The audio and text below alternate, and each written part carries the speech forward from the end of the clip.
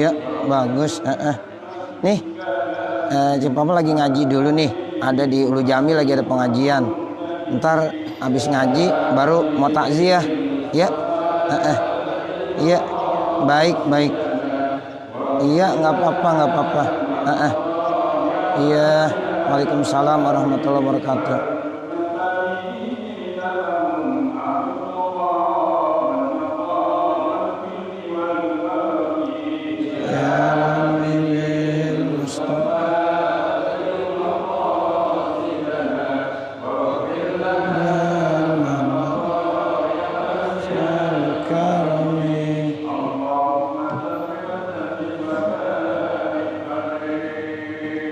Allahumma shalli wa sallim barik alaihi. Assalamualaikum warahmatullahi wabarakatuh. Bismillahirrahmanirrahim.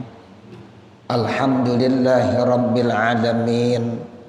Wassalatu wassalamu ala sayyidina Muhammadin wa ala alihi wa sahbihi ajma'in, amma ba'du.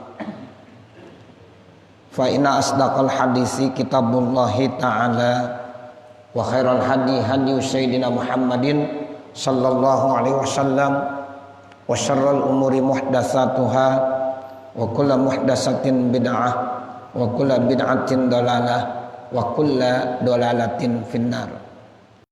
Wa bisanadil muttasili ilal imamil muallif rahimahullahu ta'ala wa nafa'ana bihi wa bi ulumihi fid dharaini amin.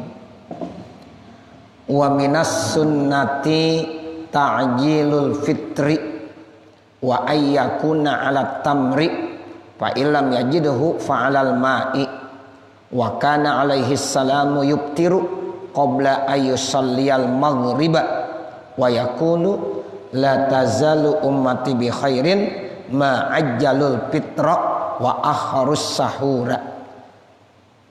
Segenap para asatizah, para tokoh masyarakat, para bapak, para saudara hadirin jamaah majelis taklim dan muzakarah Masjid Jami'at Taqwa, yang mudah-mudahan tentunya kita semua senantiasa selalu mendapatkan limpahan rahmat, maghfirah, ismah, inayah serta ridhonya Allah Subhanahu wa ta'ala. Pada pagi hari ini materi kita masih terkait tentang puasa. Di sini pengarang kitab Al-Habib Abdullah Al-Haddad menjelaskan dengan redaksinya, wa minas sunnati ta'jilul fitri, sebagian daripada sunnah di dalam orang yang berpuasa yaitu menyegerakan berbuka puasa. Jadi ta'jilul fitri, menyegerakan berbuka puasa, artinya cepat dibatalin kalau sudah datang waktu, kecuali dibatalkan puasanya. Itu yang disebut dengan takjil. Ya, makanya ada tuh makanan-makanan takjil. Nah, itu istilahnya takjil, ya, untuk berbuka. Jadi batalin dulu puasa kita. Jangan mengerjakan yang lain-lain kecuali takjilul fitri. Itulah yang paling bagus. Ya, makanya nih Bapak Saudara, kita biasain.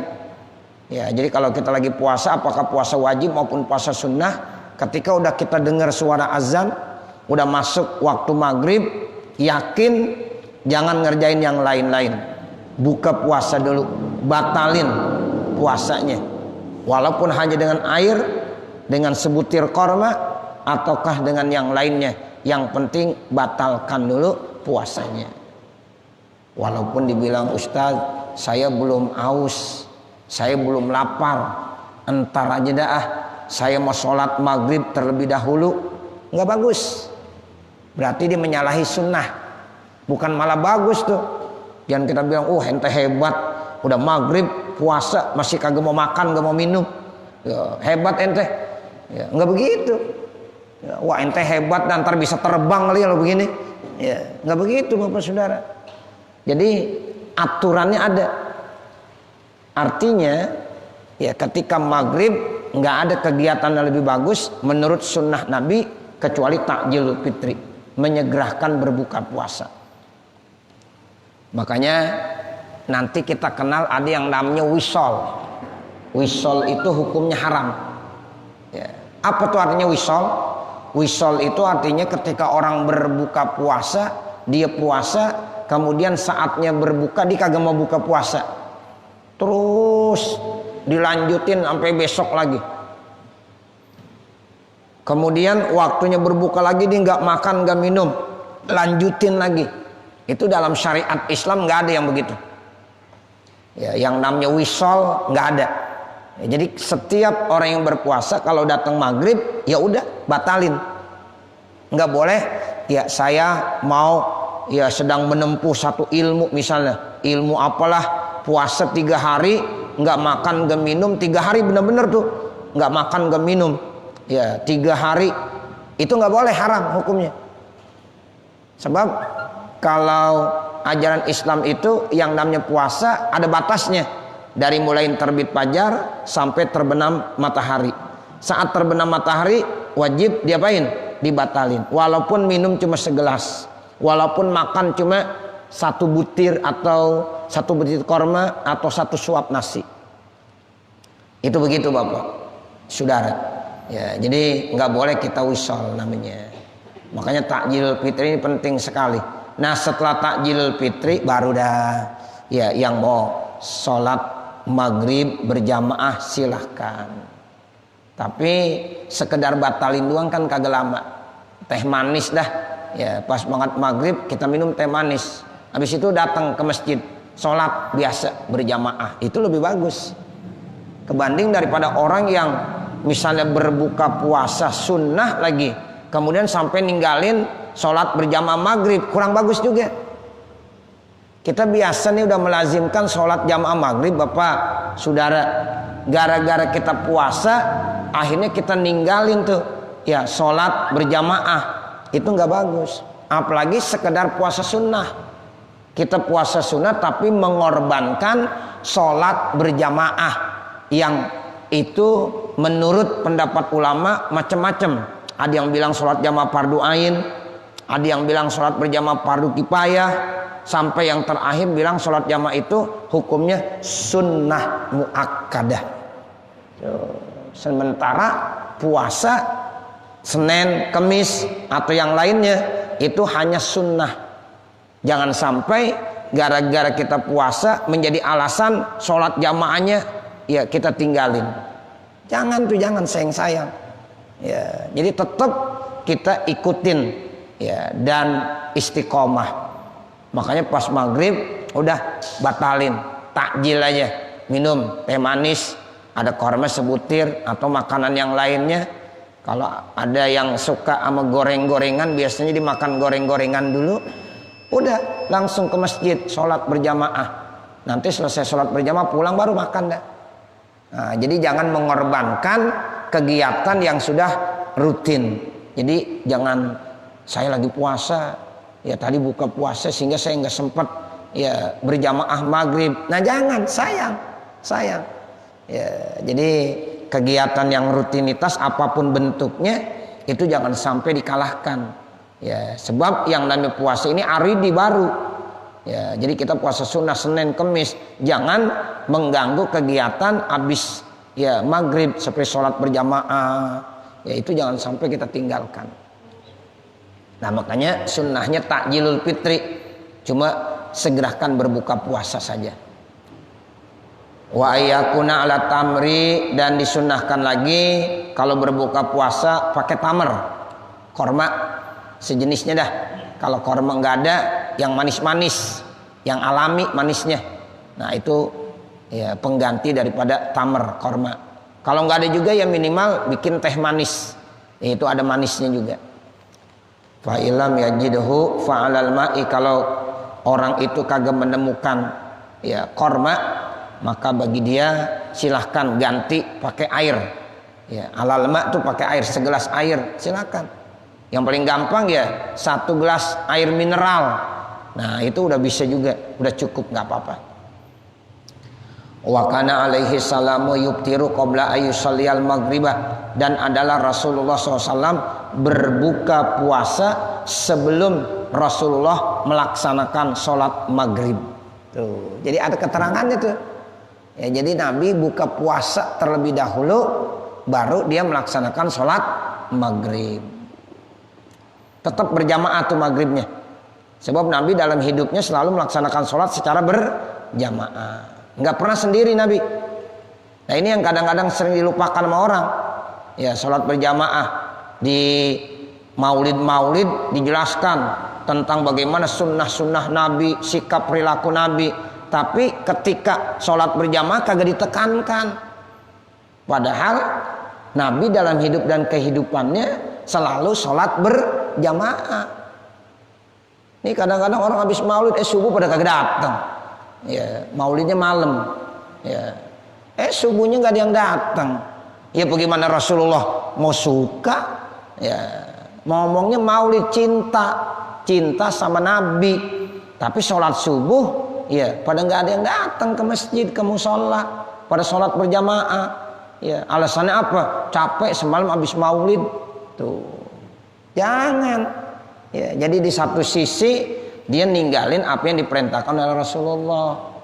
Tuh, makanya saya sering sampaikan, kita yang udah mudawamah sholat subuh berjamaah jangan ditinggalin.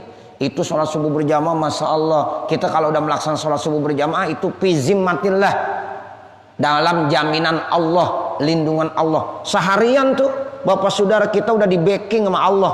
Backing kita bukan siapa-siapa lagi, ya, bukan jawara, bukan siapa lagi, udah, ya, bukan polisi, bukan jenderal lagi, tetapi yang backing langsung siapa? Allah. Fizimmatillah. Itu ada hadisnya. Orang kalau udah sholat subuh berjamaah itu bahwa fizimmatillah, seharian dia dalam lindungan Allah Subhanahu wa taala. Tuh, aman kita udah. Kalau sholat subuh berjamaah udah aman kita. Di backing tuh, dilindungin sama Allah Subhanahu wa taala. Nah, besok begitu lagi kita sholat subuh berjamaah lagi, dapat perlindungan lagi seharian. Ya, makanya orang lain gak ada yang berani ganggu makhluk Allah, gak ada yang berani ganggu. Kenapa?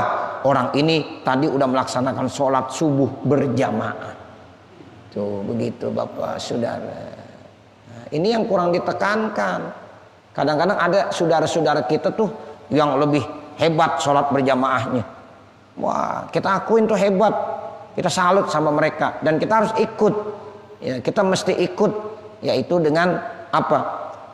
Perhatiannya terhadap sholat berjamaah. Nah, kalau kita nih kadang-kadang kurang open sama sholat berjamaah, cuek aja. Ya, nah seperti itu. Maulid tiap malam, gitu. Tapi subuh, ya kagak pernah tuh di sholat jamaah.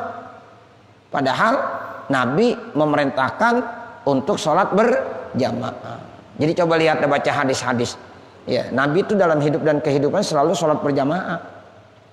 Ya minimal kalau kita belum mampu semuanya adalah ya maghrib ada di rumah sholat berjamaah, isya ada di rumah sholat berjamaah, subuh apalagi pasti di rumah, pasti mestinya subuh itu paling banyak orang karena semuanya ada di mana? Di rumah.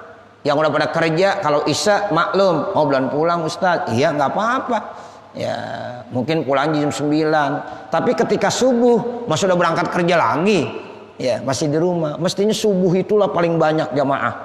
Nah, seperti kalau zuhur mungkin mereka ada kegiatannya masing-masing. Mungkin mereka bisa sholat di tempat kerjaannya itu. Asar juga begitu. Nah, yang paling tepat emang subuh udah. Subuh paling ramai mestinya.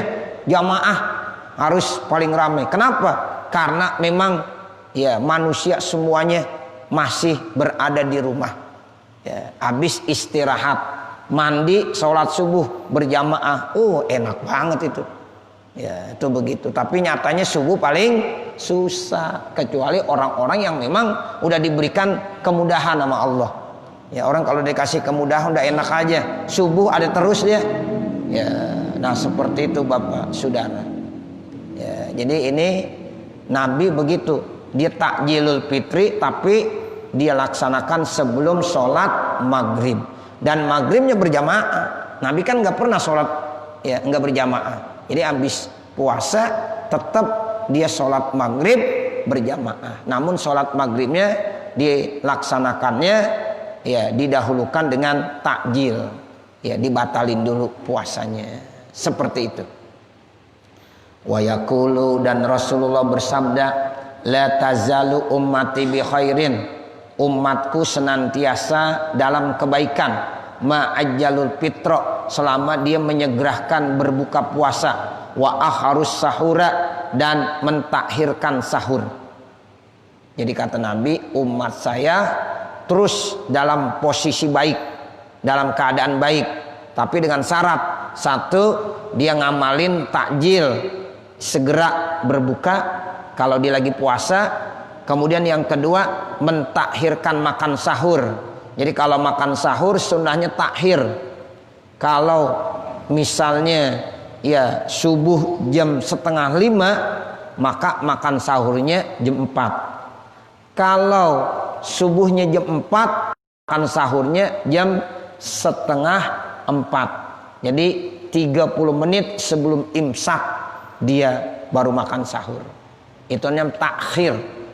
Dan itu merupakan sunnah dari Rasulullah Sallallahu Alaihi Wasallam. Fatakhirus sahuri, maka bermula takhirus sahur, mentakhirkan makan sahur, minas sunnati aidan, termasuk sunnah juga. Wayan bagi lisoimi, dan sebaiknya bagi orang yang berpuasa ayyuqallila minal akli, hendaklah dia menyedikitkan makan. Tu ayyuqallila i'rabnya jadi fa'il. Fa'il dari mana? Dari yan bagi. Coba saudara perhatiin bacaannya. Wayan bagi lisoimi ayyuqallila minal akli. Itu yang bagi fi'il mudhari. Ya, lisoimi jar majrur. Nah, ini karena fi'il mudhari butuh kepada fa'il. Fa'ilnya belum ada. Nah, itu ayyuqallila adalah jadi fa'il. Fa'ilnya dari bentuk apa? An dengan fi'il mudhari. Jadi namanya takwil masdar. Wa an wa ma dakhalat alaihi fi takwil masdar. Takdirnya taklil. Jadi la yuqallilu taklilan. Nah, itu kalau dari ilmu sorobnya ikut wazan fa'ala. Fa'ala yufa'ilu taf'ilan. Qallala yuqallilu taklilan. Jadi masdarnya taklil. Karena an yuqallila ini fa'ilnya dari takwil masdar, ya maka harus kita takwil masdarnya. Ya, jadi begini takdirnya. Wayan bagi lisoimi takliluhu minal akli. Nah, ini jadi takliluhu itu jadi fa'il. Jadi bagi orang yang berpuasa hendaknya menyedikitkan makan. Takliluhu minal akli. Nah, ini selalu saya sampaikan dalam pengajian di sini karena saya lihat banyak anak-anak remaja, anak muda ya yang masih perlu belajar lughah, belajar bahasa. Nah, itu kalau belajar bahasa Arab begitu, kalimat itu ada mubtada, ada khobar, ada fi'il, ada fa'il, ya ada maf'ul bih, ada jar majrur. Ya itu gampang sebenarnya. Yang penting sering-sering aja kita perhatiin. Ya seperti ini, wayan bagi, wawunya jadi apa? Harus paham kita. Yan bagi kedudukannya jadi apa? Lisoimi annya apa? Yuqallilanya jadi apa? Minal akli juga terus jabatannya jadi apa? Itu begitu. Makanya yang muda-muda tuh saya anjurkan terus belajar lughah, belajar bahasa Arab. Ya nahunya, sorobnya. Imam Sibawahi itu salah satu contoh ulama yang pakar dalam ilmu nahu. Hebat ilmu nahunya tuh Imam Sibawahi. Sampai-sampai ketika meninggal dunia, ya pada saat dikubur, ya itu datang malaikat munkar nakir. Malaikat munkar nakir datang. Ya, ditanya nih Imam Sibawahi, "Man rabbuka?" Begitu. "Man rabbuka?" Lalu Imam Sibawahi nanya, malaikat, itu mannya i'rabnya jadi apa? Tuh. Jadi malaikat munkar nakir ditanya, ya, mannya jadi apa i'rabnya? Nah, malaikat munkar nakir bingung. Ya, jadi apa ini? Akhirnya dia ngelapor kepada Allah. Ngelapor sama Allah. Ya Allah, tuh ada hambamu, saya tanya malah saya ditanya lagi. Ya, marrobuka, saya ditanya lagi, mannya jadi apa i'rabnya? Apa jawaban Allah? Hambaku yang begitu tuh. Jadi besok ya Bapak Saudara kalau dikubur ditanya sama malaikat munkar nakir marrobuka, Bapak tanya lagi mannya i'rabnya jadi apa? Itu dibingung tak? Ya, seperti itu. Wah, ini ngaji di mana ini? Itu. Jadi seperti itu Bapak. Ya paham, pakar benar dalam ilmu nahwu sampai dikasih keistimewaan sama Allah. Tuh begitu ya. Jadi nggak ditanya lagi dah, suruh masuk surga aja. Ya, begitu Bapak Saudara. Jadi ya kita kembali lagi, seyogianya bagi orang yang berpuasa menyedikitkan makan. Jadi kalau makan jangan banyak-banyak, gitu, nggak boleh. Jadi apa adanya sedikit, taklil minal akli, makannya sedikit saja. Nabi kan begitu ngajarinnya, makanya Nabi makan sedikit. Ya Nabi tuh makannya sedikit. Kalau buka puasa itu palingan dengan korma 1 butir, 3 butir, udah cukup. Besok ketika makan sahur begitu lagi 1 butir, 3 butir, cukup taklil. Ya cuma kalau kita ya beda, bukan sedikit makan, dikit-dikit makan. Itu. Jadi bedanya kita sama Nabi tipis. Kalau Nabi makannya sedikit, kalau kita sedikit-sedikit makan. Gitu. Sedikit-sedikit makan, sedikit-sedikit makan. Jadi banyak, ya. Nah, kalau Nabi makannya sedikit. Cuma Nabi orangnya bijaksana. Nabi bilang begini Bapak Saudara, kalau memang kamu nggak mampu makan sedikit, nggak kuat, ya minimal, ya udah aturan yang terbaik. Ini perut, ya bagi 3. Itu. Ini wadah, nih perut yang Allah kasih, ya tolong dibagi 3. Sepertiganya untuk makan, isinya, ya sepertiganya lagi untuk air, isinya, dan sepertiganya lagi kosongkan untuk bernapas. Dan itu yang kita bisa. Ya, sebab kalau kita makan cuma 1 butir, 3 butir korma, ya kita kagak mampu. Ya. Nah, kita mungkin ngamalin hadis yang selanjutnya. Kata Nabi begitu bijaksana kepada umatnya, kalau kamu nggak mampu seperti itu, maka minimal tuh perut kamu ya bagi 3. Ya, jadi sepertiga isi makanan padat, sepertiga isinya air, sepertiganya lagi apa? Kosongkan untuk bernapas. Udah itu cakep dah tuh. Ya, jangan tempat bernapas diisi juga. Ya, sehingga akhirnya dibingung, sampai susah napas nih. Nah, ente sih salah. Ya, tempat napas mestinya kosongin, dimakan juga. Jadi ayyuqallila minal akli begitu, wala yastaksira minhu, dan tidak boleh memperbanyak makan. Wadzalika, yang demikian itu, hatta yuzhiru alai asarus saumi, sehingga nanti akan muncul pengaruh daripada puasanya. Wa yuhzi, dan Allah akan memberikan satu bagian bisirrihi, dengan rahasianya puasa. Nanti sirnya baru didapatkan.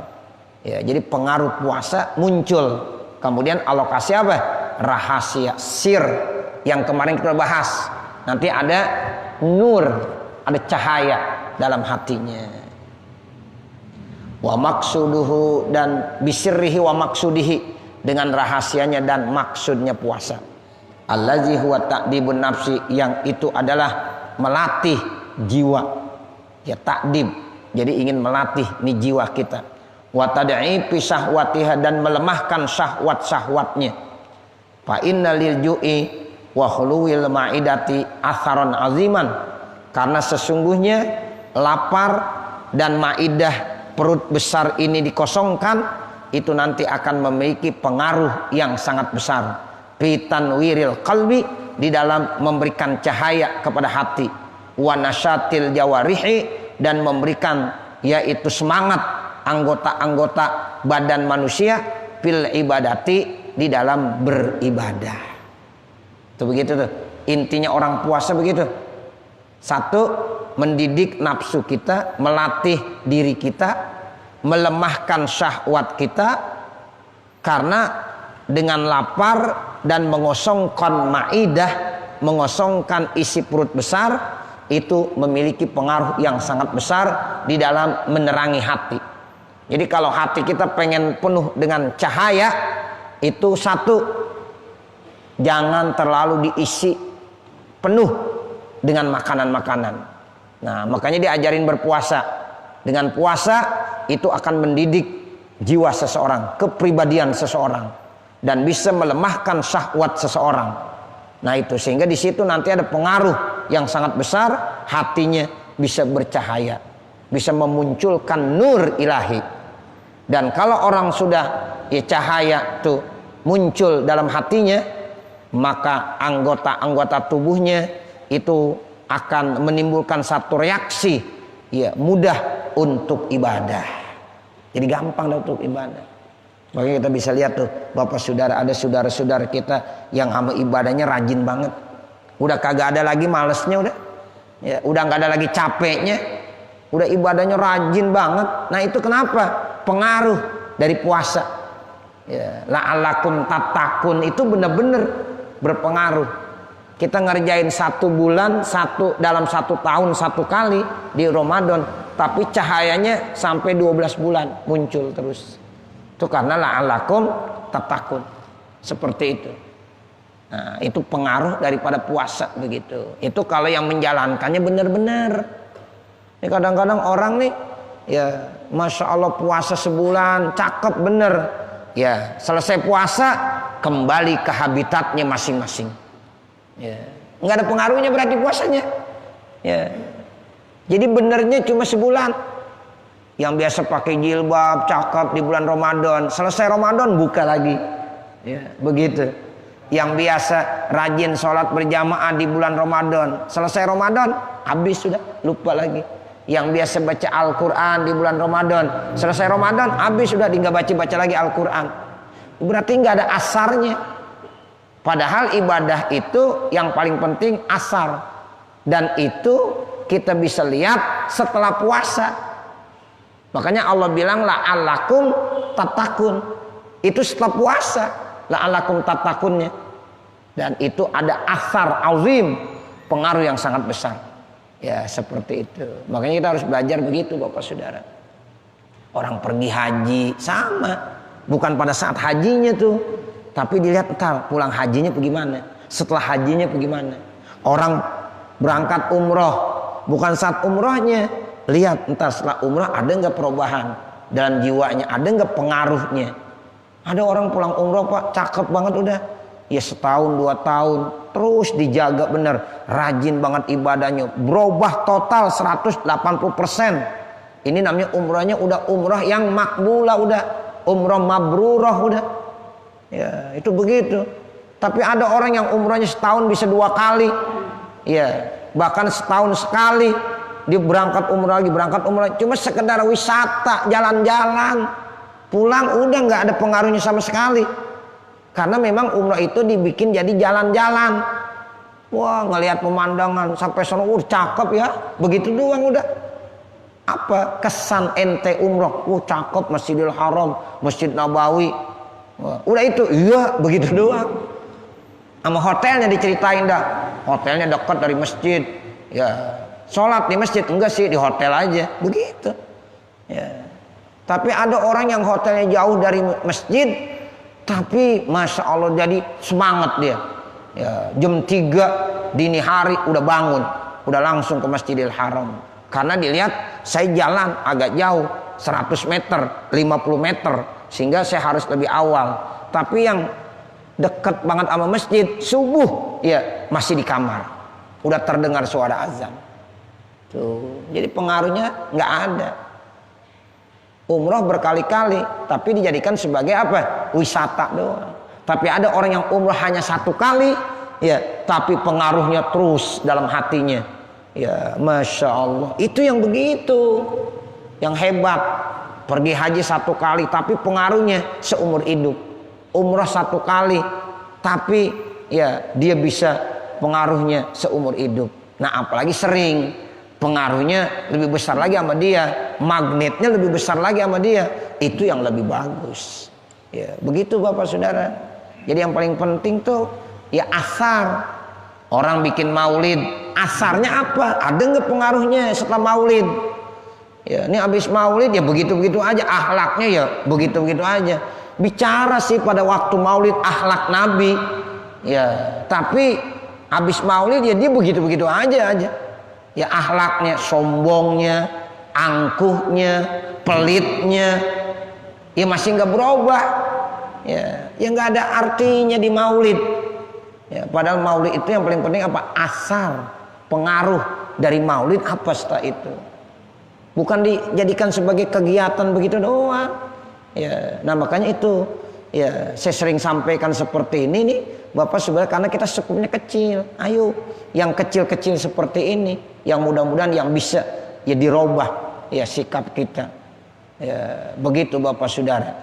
Ya, jadi masya Allah ya kita kalau udah bisa merubah dan ada asar yang sangat besar dalam diri kita, apapun ibadah yang kita lakukan itu benar-benar masya Allah berhasil, ya berhasil.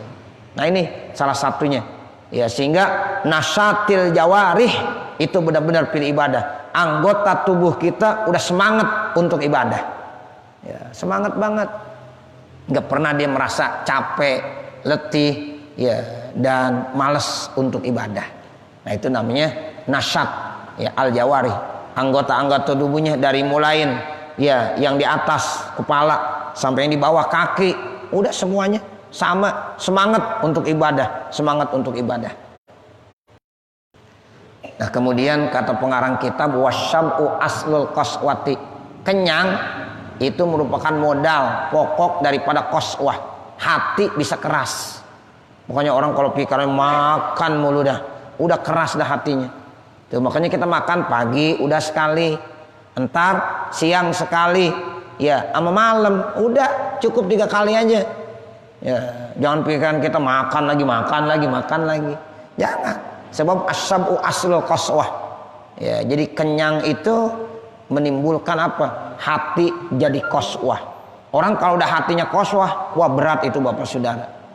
Ya, apalagi kerasnya udah melebihi daripada batu. Ya, jadi kata Allah, summa qasat qulubukum mim ba'di zalik fahiya kal hijarah au asadda qaswah. Begitu. Allah mengumpamakan hati manusia itu yang udah qaswah, udah keras, diumpamakan seperti batu, bahkan lebih ya keras lagi dari batu. Nah, itu sumbernya karena nih perut pikirannya makan mulu, makan lagi. Nah, kita udah cukup ya 3 kali sehari itu udah banyak. Ya, karena kata Nabi memang kamu nggak bisa kalau menurutin saya. Ya udah nggak apa-apa makan 3 hari. Ya, makan sehari 3 kali. Ya, tapi tetap yang tadi tuh sulusun li to'amih wa sulusun li syarobih wa sulusun li napasi. Terus wal ghoplatu jadi apa? Jadi lalai. Wal kasalu jadi apa? Males. Anit ta'ati daripada taat. Qala alaihi salatu wassalam, Rasulullah sallallahu alaihi wasallam bersabda, mamal abnu adama wi'an syarran min batnihi hasbabni adama luqaimatun yukimna sulbahu. Tidak ada ya anak Adam memenuhi satu wadah yang lebih jelek daripada perutnya. Tuh, jadi kalau kita memenuhi wadah, ada ember kita penuhi dengan air, ya ada panci kita penuhi dengan makanan. Nah, itu nggak ada masalah. Tapi ada yang wadah lebih jelek ya kebanding daripada perut nih. Perut kita isi terus, penuh terus sampai luber. Itu perut terlalu penuh. Nah, itu jelek itu. Ya, itu adalah yang paling jelek. Memala abnu adam wi'an syarran min batnihi. Jadi tidak ada seorang manusia ya yang memenuhi ya wadahnya yang lebih jelek kebanding daripada isi perutnya. Kata Nabi, hasbabni adam, cukup manusia itu mengisinya luqaimatun, beberapa suap aja. Yukimna sulbahu, yang bisa menguatkan tulang sulbinya. Ya, 1 suap, 2 suap, 3 suap, udah cukup. Yang bisa menegakkan tulang sulbinya. Tapi Nabi nggak habis sampai di situ tuh hadisnya. Nabi bijaksana banget. Kata Nabi begini, fa in kana la muhalata, kalau seandainya memang ya nggak mampu, mustahil. Kalau kita makan cuma 1 suap, 2 suap, 3 suap, kagak mampu kita. Ya nggak bisa kita. Nah, kata Nabi, kalau itu kagak memungkinkan, fasulusun li to'amihi, maka sepertiganya buat makannya, wasulusun li syarabihi, sepertiga untuk minumnya, wasulusun li napasihi, dan sepertiga untuk bernapas. Nah, itu dah yang kita amalin. Kalau 1 suap kita makan cuma 1 suap doang, ya cilam-cilam. Ya, lagi sedang enaknya. 2 suap, 3 suap. Kata Nabi, kalau kita nggak bisa begitu, amalin yang kedua sunnah Nabi, yaitu perut kita isi 3, ya 3 bagian. Nah, ini hadisnya nih, ya 1/3 isinya untuk makanan padat, 1/3 untuk air minum, 1/3 kosongin untuk bernapas. Nah, ini insya Allah bisa dan yang ini. Ya. Wa qala ba'duhum, dan telah berkata mereka sebagian ulama, iza saba'atil batnu, apabila perut kenyang. Itu berarti al-batnu kalimatnya mu'annas. Dari mana kita tahu mu'annas? Itu fiilnya pakai ta ta'nis. Begitu ya. Itu fiilnya kan pakai ta ta'nis. Doroba, kalau ada ta ta'nisnya bagaimana? Dorobat. Ya. Kataba jadi apa? Katabat. Fa'ala jadi fa'alat. Jalasa, jalasat. Nih sabiat, ya sabiah ja'at jami'ul jawarih, maka itu anggota-anggota tubuhnya semuanya jadi lapar. Begitu Bapak Saudara, tolong perhatiin nih redaksi ini. Jadi kalau perut kenyang, ini perut kita kenyang, Masya Allah udah kenyang banget nanti perut. Nah dampaknya apa? Seluruh anggota-anggota tubuh manusia jadi lapar. Ya, mata lapar, ya, kemudian tangan lapar, kaki lapar, begitu. Ya. Nah wa iza ja'at, apabila lapar al-batnu, perutnya lapar, syabi'at jami'ul jawarih, maka semua anggota-anggota tubuhnya, organ tubuhnya itu apa? Kenyang. Tuh begitu. Sekarang bagaimana maksudnya? Nah sekarang nih dijelaskan. Apa maksud kalau perut kenyang, seluruh anggota tubuh manusia jadi lapar? Kalau perut lapar, berarti seluruh anggota tubuh manusia jadi kenyang. Tolong diperhatiin. Kultu, saya jelaskan. Kata pengarang kitab, ungkapan itu saya perlu jelaskan supaya enggak ada kesalahan ya dalam pemahaman kita. Jadi nanti kita jadi gagal paham. Nah, makanya Al Habib Abdullah menjelaskan. Waju'ul jawarihi, laparnya anggota tubuh, ibaratun itu satu ibarat, antolabiha daripada mencarinya, wahirsiha dan semangatnya, ala syahwatiha atas syahwatnya. Jadi kalau anggota tubuh manusia lapar, wah bereaksi semuanya karena lapar, bereaksi. Ya syahwatnya bereaksi, semuanya bereaksi, nafsunya bereaksi. Payastahil lisanu al kalama, maka lidah punya keinginan ngomong mulu. Orang kalau perutnya kenyang, lidahnya ngomong mulu dah. Ya begitu. Terus karena bereaksi, nafsu bereaksi. Ya sehingga lidahnya ngomong. Ya nyeritain orang, riba, buat berita hoax. Ya itu begitu. Terus wal ainu, kemudian mata kalau lapar bagaimana? An-nazro, ingin melihat apa aja pengen dilihat, ya yang haram yang halal dilihat semuanya. Wal uzunu, sementara telinga al istima'ah, ingin mendengar, ya telinga ini haus pengen mendengar apa aja pengen didengarin, ya berita-berita yang boleh yang tidak boleh, yang bagus maupun tidak bagus didengerin, itu istima'. Wa kadzalika sairul jawarihi, begitu juga semua anggota-anggota tubuh manusia. Wa kana in bi asuha, itu motivasinya, munculnya, bangkitnya li talabil puduli, karena mencari kelebihan min syahwatiha daripada syahwatnya, indam tilail batni, ketika perut kenyang. Tuh, jadi ketika perut kenyang tuh ya anggota tubuh manusia jadi lapar. Ya sehingga bereaksi semuanya karena lapar. Lidah mau ngomong mulu, mata jelalatan apa aja mau dilihat. Telinga pengen mendengarkan apa saja. Nah ini kan bahaya. Nah sekarang ketika ya perut kosong bagaimana? Wa inda khuluwihi, dan ketika perut kosong artinya enggak terlalu kenyang, yakunu sukunuha, maka tuh anggota-anggota tubuh yang tadi, apakah lidah, apakah mata, telinga, tenang. Wahuduha, ya tenang. Wa al mu'abbaru bihi, yang diungkapkan an sab'il jawarih, itu artinya kenyang. Jadi anggota tubuh itu kenyang artinya enggak bereaksi, tenang sekali. Tuh begitu.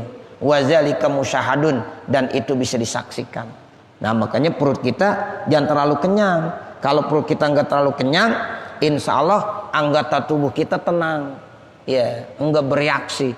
Sama seperti virus corona. Virus corona itu kalau kita bacain ayat-ayat Al-Quran, ratib, kalimat-kalimat thayyibah, selawat, dia diem aja, kagak bereaksi, nggak ganas. Coba ya, kalau kita setelin dangdutan, ya, kalau kita setelin dangdutan, itu dia, wah, jadi bereaksi, ganas dia, ganas. Nah, seperti itu. Ya, lagu-lagu yang kagak bener dah. Joget-joget begitu dia bereaksi tuh, ganas tuh, virus coronanya ganas. Tapi kalau kita ngaji Ya, kita baca kalimat-kalimat, baca rati, baca Quran, tenang dia. Itu dibuktikan Bapak Saudara. Makanya kita jangan takut ke masjid. Jangan. Ini ada orang udah 7 bulan masih nggak mau ke masjid. Ya, takut sama corona. Ya, lah mati juga akhirnya. Ya, begitu. Nah, begitu Bapak Saudara. Ya, jadi jangan malah kita jauh dari Allah. Masjid adalah tempat yang paling akhir. Kita baca Quran, kita baca ratib, baca kalimat thayyibah. Itu virus coronanya COVID-19-nya tenang. Coba kita maksiat mulu. Ganas, sudah ganas. Tenang. Mulut tenang. Ya. Kakinya juga enak aja. Tuh kalau perutnya terlalu kenyang, nih kakinya gatel loh. Udah pengen perbuat maksiat mulu. Ya. Tangan juga begitu. Nah ini yang dimaksud ya oleh Al-Habib Abdul Al-Haddad yang dijelaskan seperti itu. Ya, jadi apabila ya perutnya kenyang, maka laparlah semua anggota-anggota tubuh manusia. Apabila perut itu lapar, maka kenyanglah seluruh anggota-anggota organ tubuh manusia. Begitulah penjelasan daripada Al-Habib, ada manfaatnya. Amin ya rabbal alamin. Bismillahirrahmanirrahim. Alhamdulillahirabbil alamin.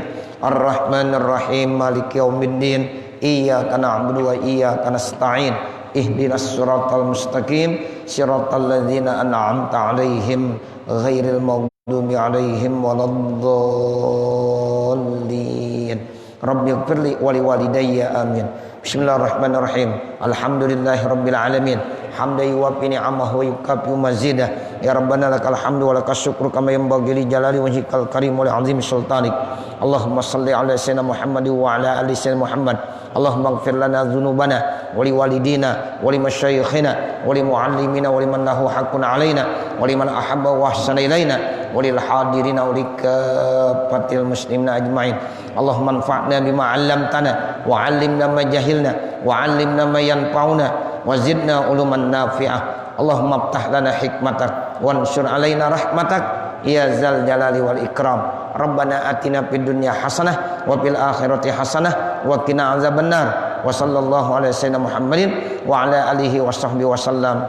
Walhamdulillahi rabbil alamin. Wassalamualaikum warahmatullahi wabarakatuh.